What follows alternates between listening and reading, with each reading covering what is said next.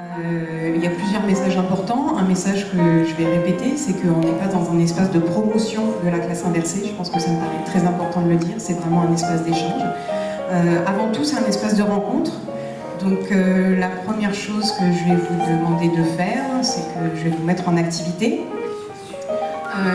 Est-ce que vous pouvez trouver une personne à côté de vous? Vous avez 1 minute pour vous présenter et ensuite je donnerai une autre minute à l'autre personne pour qu'elle se présente.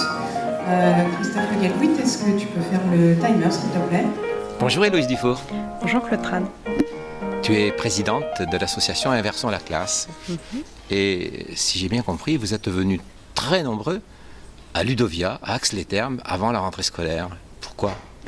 Eh bien parce que Inversons la classe poursuit son action de développement de nouveaux modes de socialisation professionnelle. Et donc ce que nous faisons à Ludovia, c'est un événement qui s'appelle le Click X.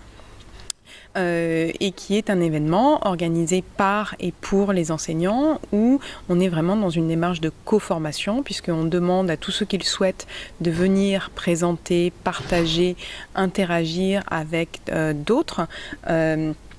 Et le programme est construit sur la base de toutes ces propositions par des enseignants et effectivement parce qu'il y a une grosse demande sur ce sujet et sur ces modes de socialisation professionnelle. Donc partenariat avec Ludovia. Donc évidemment partenariat avec Ludovia, c'est vraiment un excellent lieu pour le faire puisque Ludovia promeut ces partages depuis de nombreuses années maintenant. Bon alors, l'association Inversons la classe, on peut peut-être faire le point. Où en est-elle aujourd'hui ?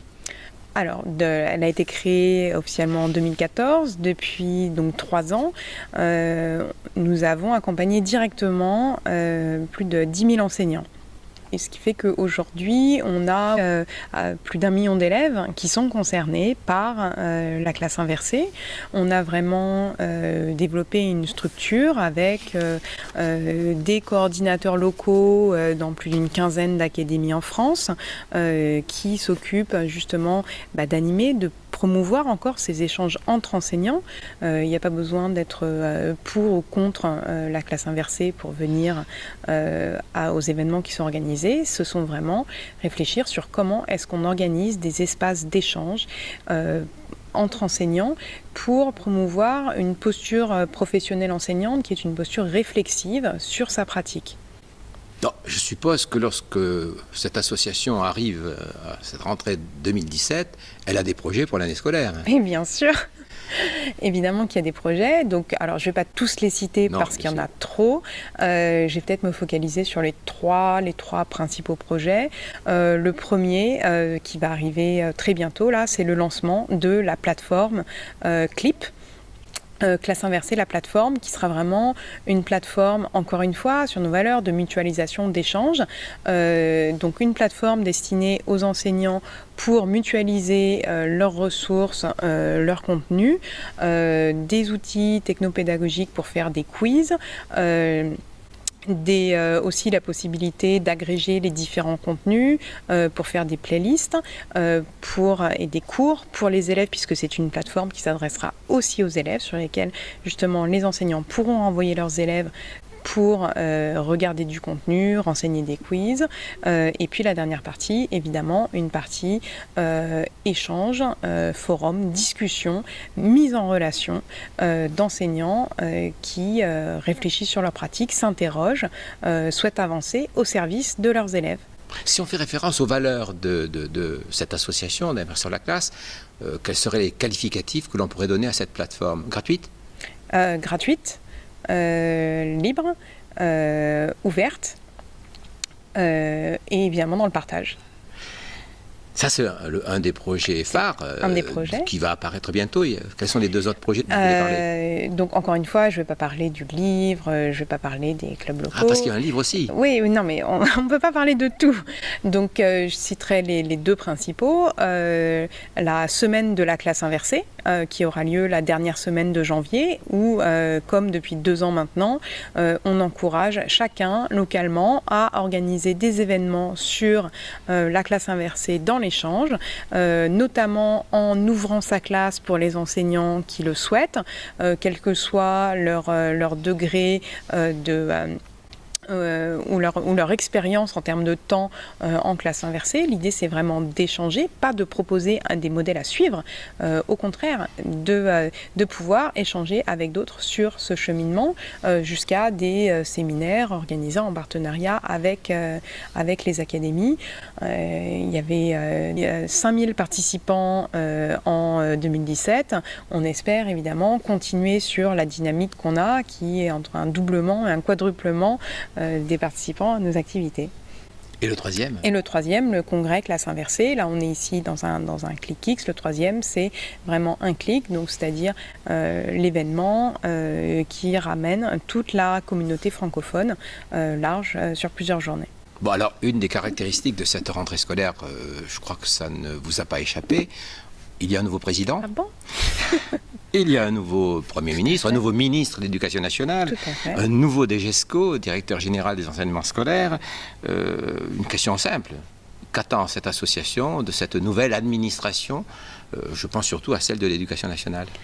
Alors, tout d'abord, ce que je voudrais dire, c'est qu'il me semble que nous partageons le souci de Monsieur le ministre de l'Éducation nationale de nous attaquer aux inégalités à l'école et au fait de ne pas déléguer trop de responsabilités pédagogiques et éducatives aux parents par un travail à la maison qui serait trop complexe à faire par les élèves et que les parents seraient forcés de tenter d'accompagner.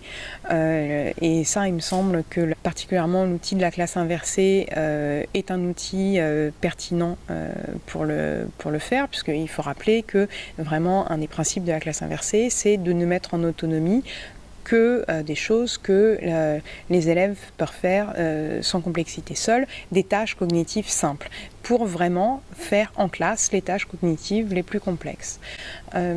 Pour répondre plus précisément à ta question sur qu'est-ce qu'on peut attendre de cette nouvelle administration, je dirais tout d'abord de la bienveillance. La bienveillance justement pour des enseignants en posture de chercheurs qui expérimentent pour justement la réussite des élèves et qui cherchent à mieux les faire réussir. Deuxièmement, elle s'intéresse encore plus qu'il ne l'a été fait par l'administration précédente à la classe inversée, notamment en lançant des enquêtes françaises, des études françaises sur le sujet, puisqu'on a des enquêtes, nous avons réuni des enquêtes internationales, des publications scientifiques, où si on fait la moyenne, on a une réduction de 1/3 du taux d'échec scolaire. Qu'en est-il en France ? Il me semble que, par exemple, mobiliser l'ADEP pourrait être une manière de s'engager sur ces questions. Et puis la troisième chose, c'est simplement aussi qu'elle s'intéresse et qu'elle se penche, encore une fois, sur ces mécanismes de socialisation professionnelle, de mécanismes de co-formation entre enseignants, en soutenant notamment les collectifs d'enseignants, y compris donc Inversons la classe, qui œuvre à vraiment moderniser la formation, la socialisation professionnelle pour faire progresser chaque enseignant dans sa pratique au service de la réussite des élèves. S'il y avait un message à transmettre à tous les inverseurs de l'association Inversons la classe, mais peut-être au-delà, à tous ceux qui sont dans cette démarche de recherche personnelle, professionnelle, qu'est-ce que tu leur dirais ? Alors la première chose que je dirais, c'est qu'on ne s'adresse pas qu'aux inverseurs de l'association. L'association s'adresse évidemment à tous les enseignants. Je rappelle qu'on n'est pas dans une situation de promotion d'une pratique pédagogique particulière, on est vraiment dans le travail sur l'installation de l'échange et de l'échange, du cheminement, de la recherche sur ses propres pratiques, du questionnement, de l'auto-évaluation de son propre travail vis-à-vis des élèves. Et donc ce que je leur dirais, c'est écoutez, les gens qu'on voit venir aux événements qu'on organise, déjà merci. Merci parce que partager ces pratiques, c'est se mettre quelque part en danger. C'est pas quelque chose qui est forcément évident dans le système éducatif qui est le nôtre. C'est pas une habitude. C'est pas donc merci de partager et puis continuons surtout continuons ensemble parce que c'est dans le partage et dans justement cette réflexivité qu'on avance pour les élèves. Merci Héloïse Dufault. Merci Claude Tram.